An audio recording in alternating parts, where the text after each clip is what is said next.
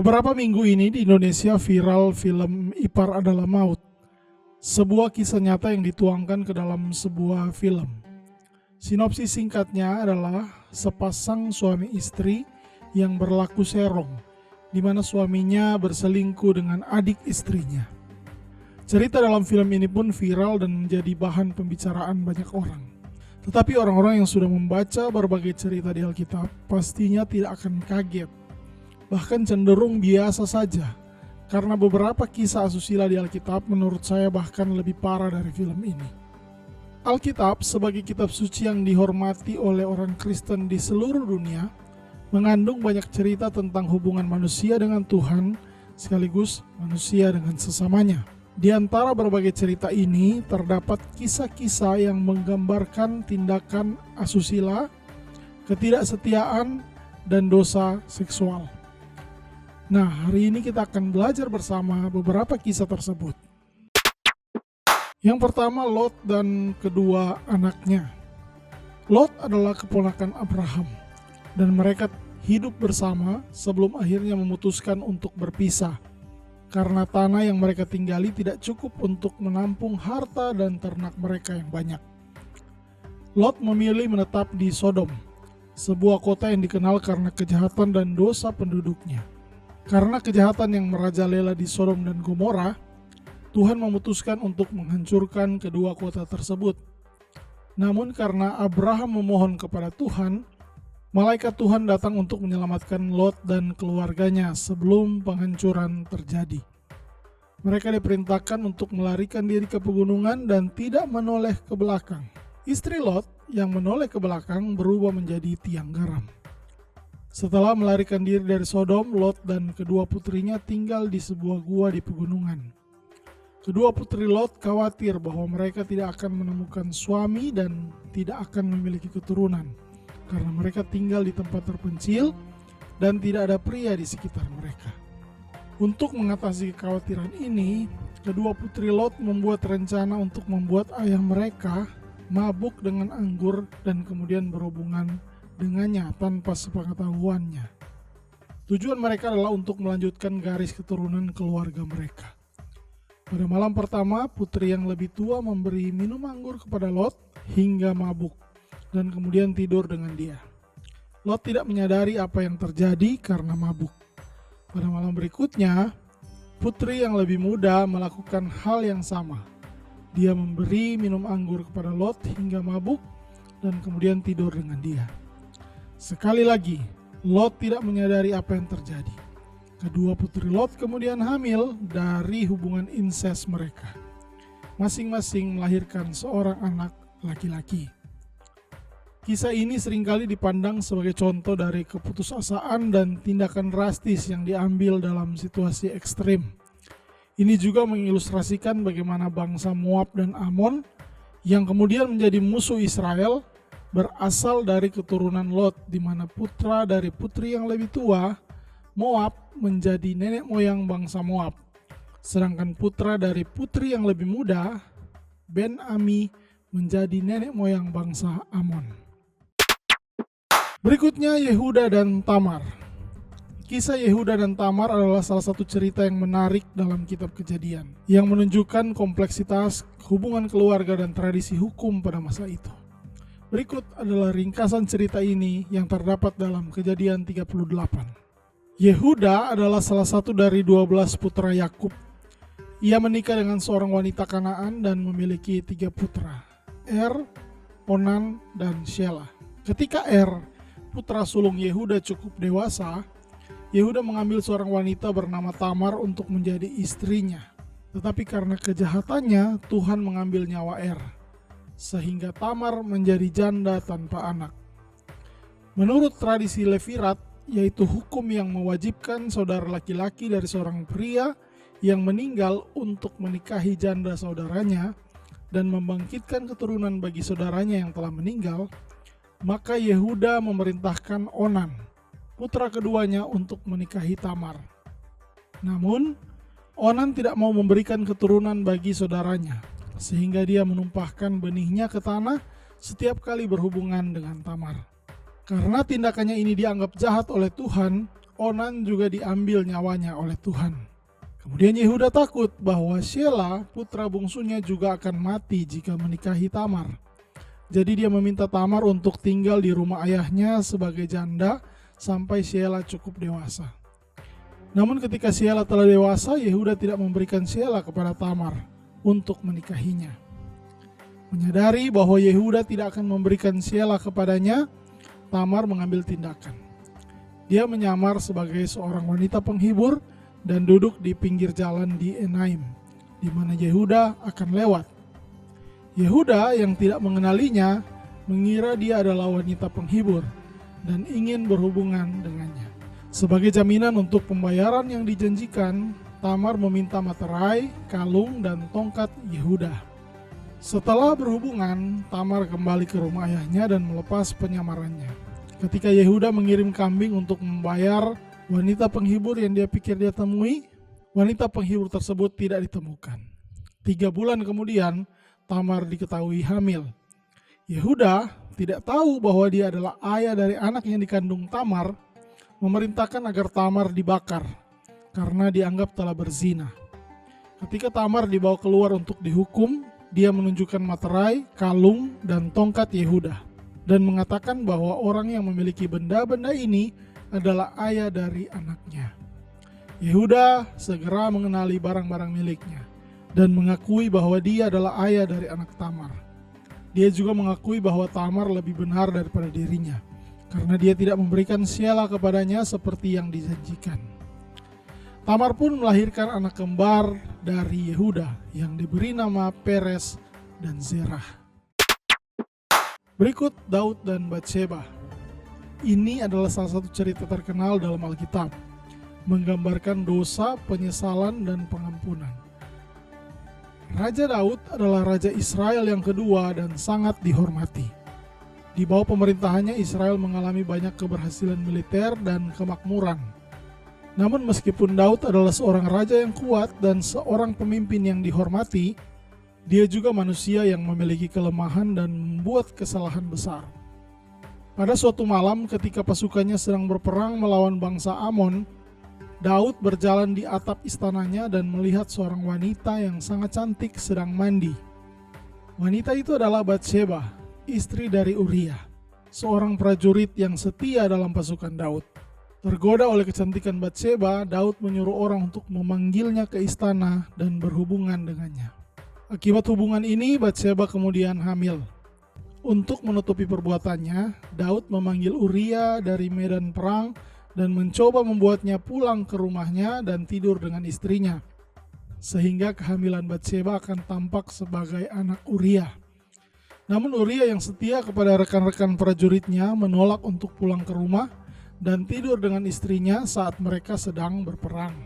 Karena rencananya gagal, Daud kemudian menulis surat kepada Yoab, panglima pasukan, memerintahkan agar Uria ditempatkan di garis depan medan perang dalam pertempuran yang paling sengit, sehingga Uria akan terbunuh. Uria kemudian mati dalam pertempuran sesuai dengan rencana Daud. Setelah masa berkabung atas kematian Uria, Daud mengambil Batsheba sebagai istrinya, dan dia melahirkan seorang anak laki-laki.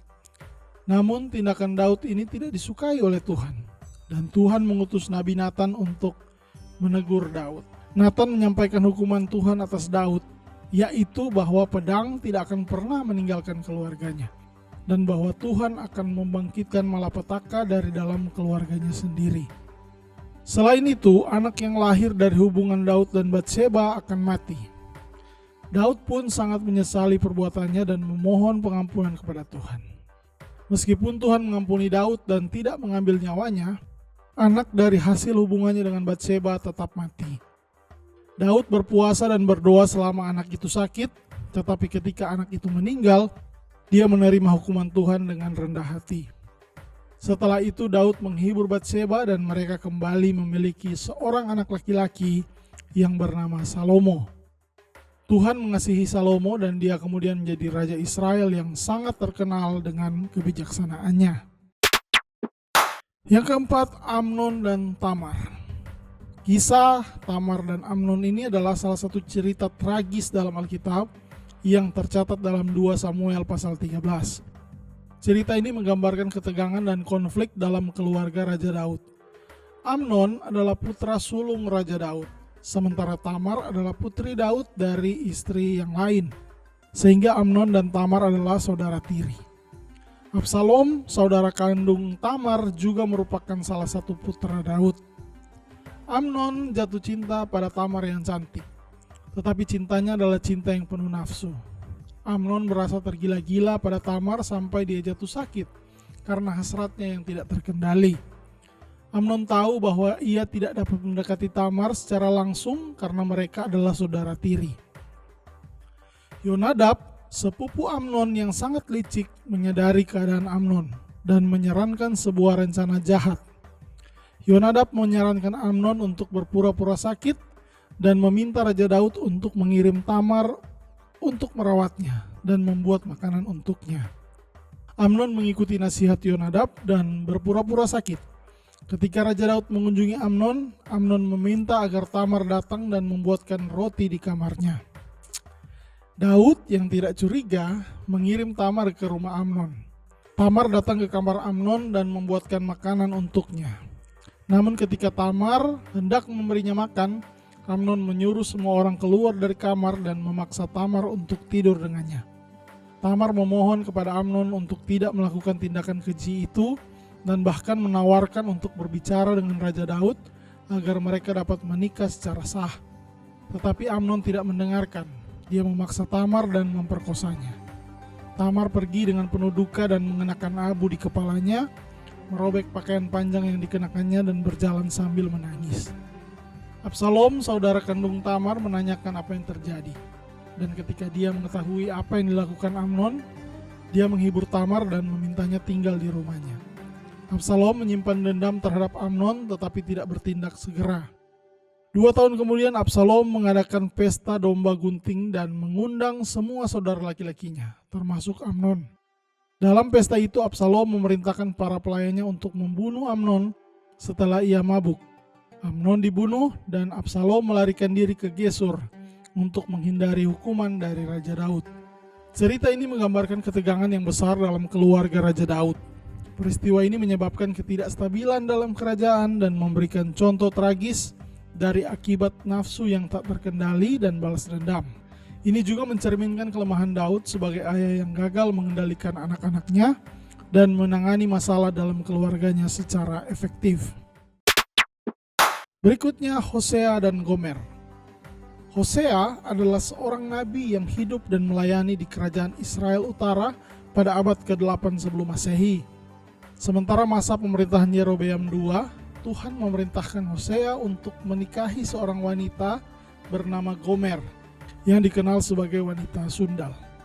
Pernikahan ini bertujuan untuk menjadi simbol hubungan antara Tuhan dan Israel, di mana Israel telah meninggalkan Tuhan dan menyembah berhala.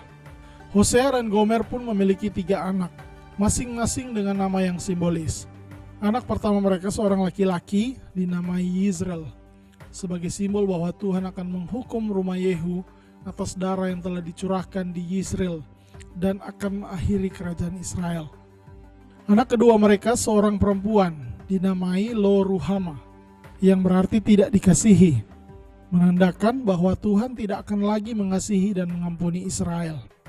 Dan anak ketiga mereka seorang laki-laki dinamai Lo Ami, yang berarti bukan umatku, menandakan bahwa Israel tidak lagi menjadi umat Tuhan dan Tuhan tidak akan menjadi Allah mereka.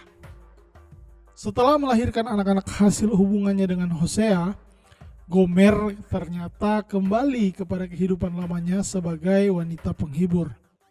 Ketidaksetiaan Gomer terhadap Hosea melambangkan ketidaksetiaan Israel terhadap Tuhan, di mana Israel mengejar dewa-dewa asing dan terlibat dalam penyembahan berhala.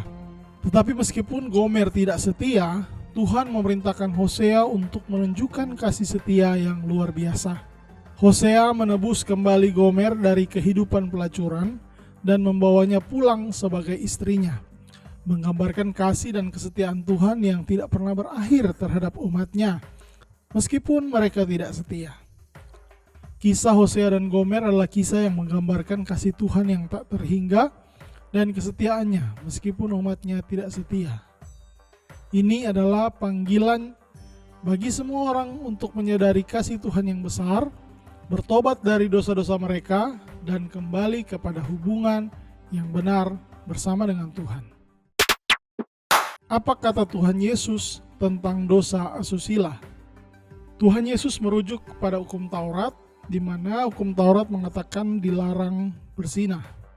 Hukum ini menunjukkan bahwa perbuatan berzina adalah salah, tetapi Yesus mendalaminya lebih jauh dengan melihat ke dalam hati seseorang.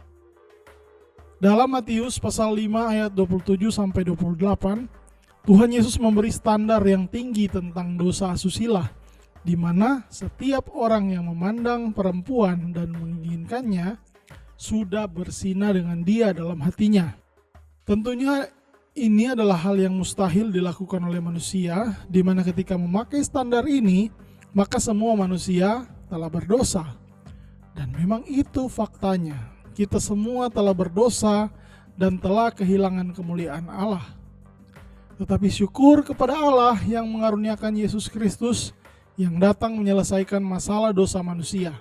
Sehingga ketika kita menerima karya keselamatannya, Allah yang menghakimi kita tidak melihat kita lagi sebagai orang berdosa, tetapi Kristus yang sempurna dijadikan dosa karena kita, sehingga kita yang berdosa dibenarkan karena Kristus.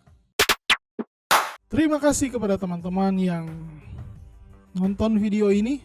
Jangan lupa untuk tetap dukung kami dengan like video ini, share, komen bagi teman-teman yang punya usul. Kita bahas apa selanjutnya.